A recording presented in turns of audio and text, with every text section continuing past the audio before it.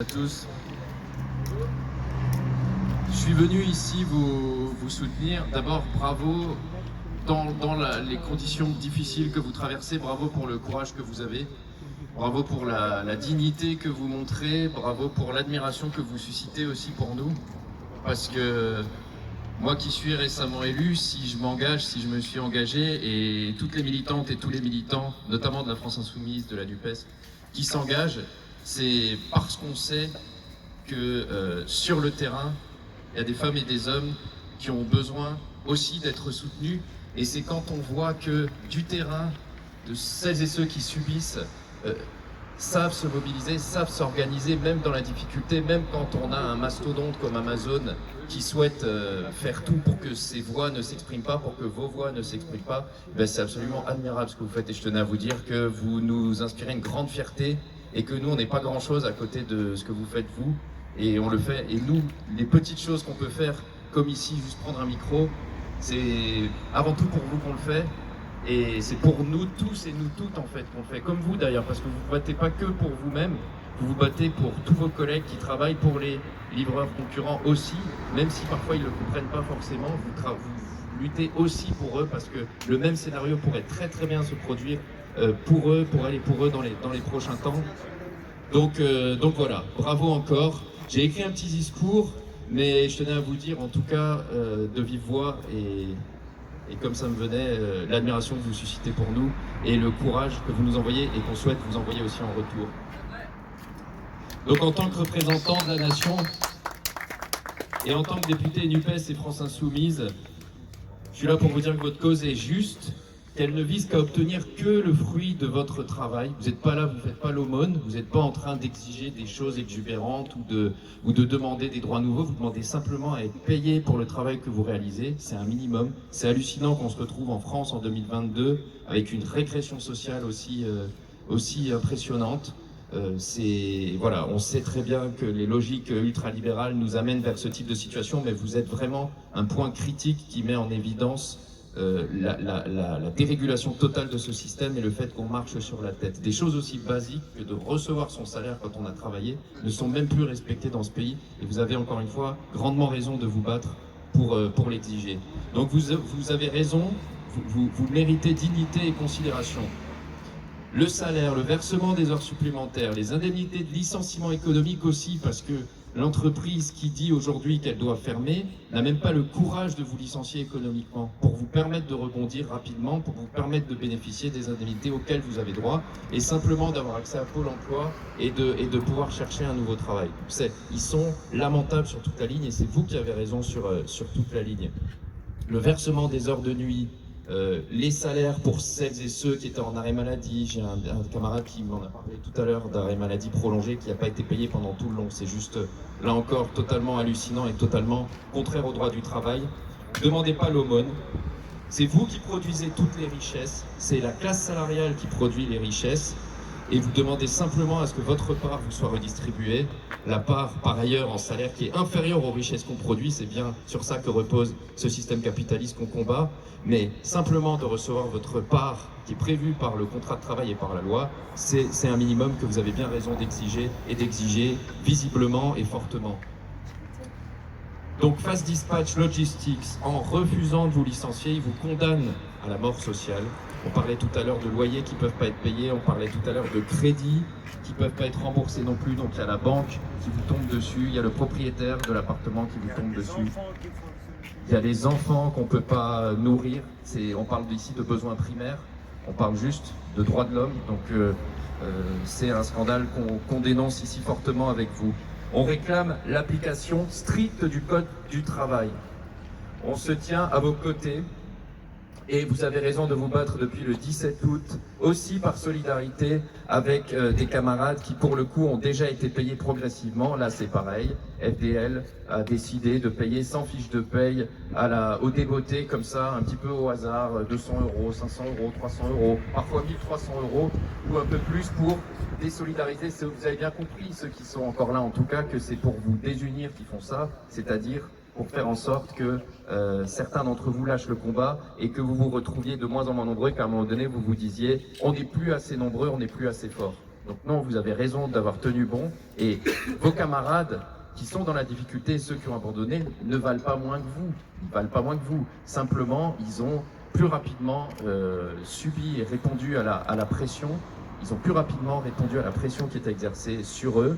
Et parfois, ils sont aussi, comment dire, répondu favorablement à un règlement individuel de la situation, même si elle est sûrement imparfaite, puisque c'est pas parce qu'on donne à quelqu'un 1 600 € en disant c'est bon, va-t'en, t'auras même pas de fiche de paye, débrouille-toi avec ça.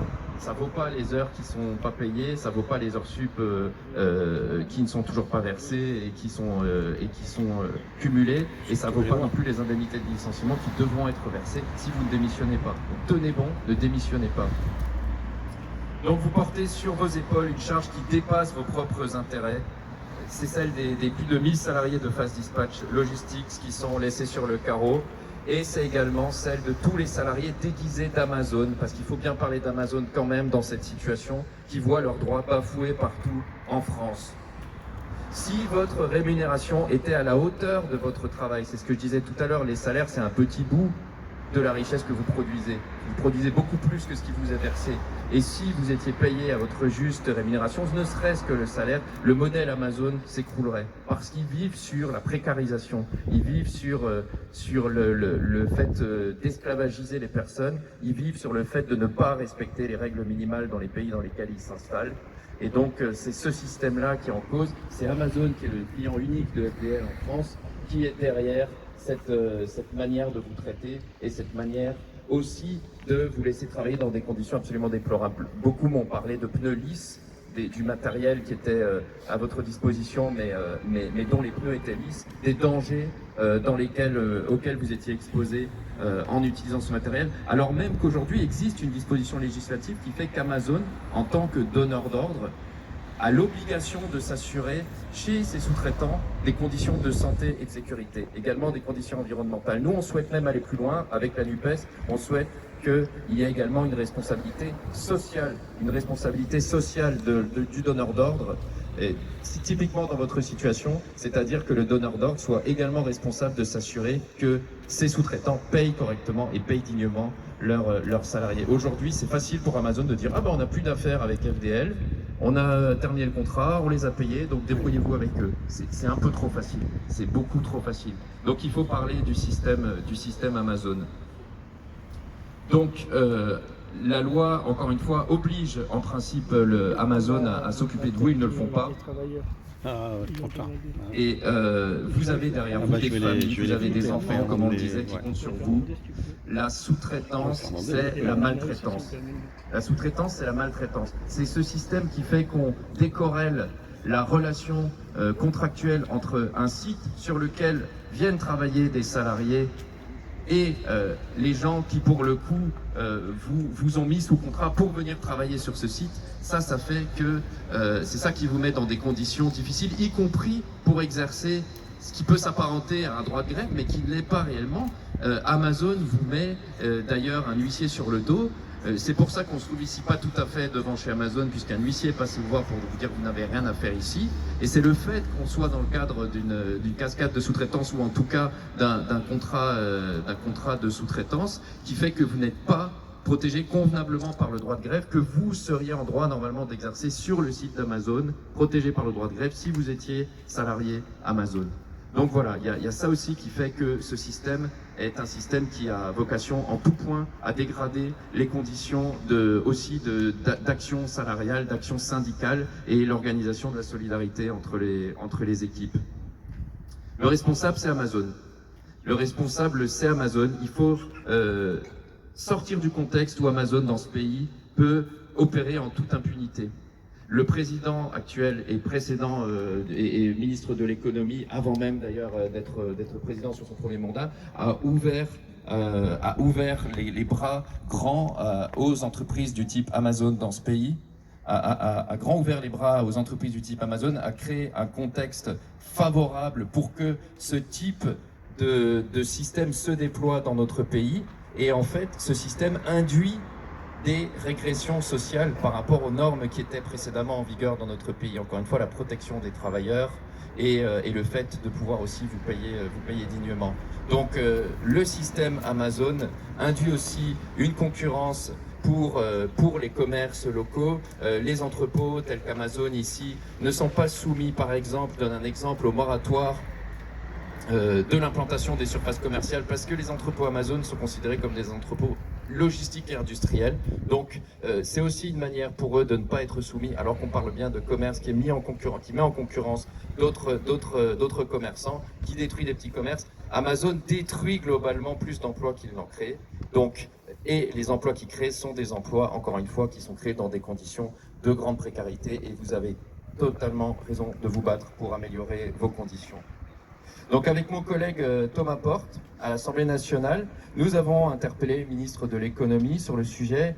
Nous lui avons tous les deux adressé un courrier auquel il n'a pas répondu. Donc le ministre de l'économie n'a pas l'impression qu'il s'agit d'un sujet important sur lequel il faut intervenir pour soutenir les salariés. Et nous allons également, pour aller plus loin, avec nos collègues eurodéputés, notamment Leïla Chaibi, qui vous salue aujourd'hui, qui m'a demandé de vous saluer chaleureusement et aussi de vous dire son admiration pour votre lutte. Avec Leïla Chaibi et d'autres collègues députés européens, nous allons aussi interpeller Amazon Europe pour les mettre face à leurs responsabilités tout en haut de la hiérarchie en Europe, et qu'ils assument enfin les conséquences de leurs choix économiques. Donc voilà, je termine simplement en disant que la France Insoumise et moi-même, nous vous témoignons encore une fois notre admiration, notre fraternité. Votre lutte est juste, vous vous battez pour la justice, pour la République sociale, vous vous battez pour simplement les droits humains et le respect de votre dignité, vous vous battez pour votre quotidien aussi. Et en faisant ça, vous vous battez pour le quotidien de toutes celles et ceux qui sont précarisés dans ce pays. Donc bravo à vous encore, beaucoup de courage, beaucoup de force, et on continuera de faire en sorte d'orienter les projecteurs de manière autant que merci à vous, et bravo et courage à vous.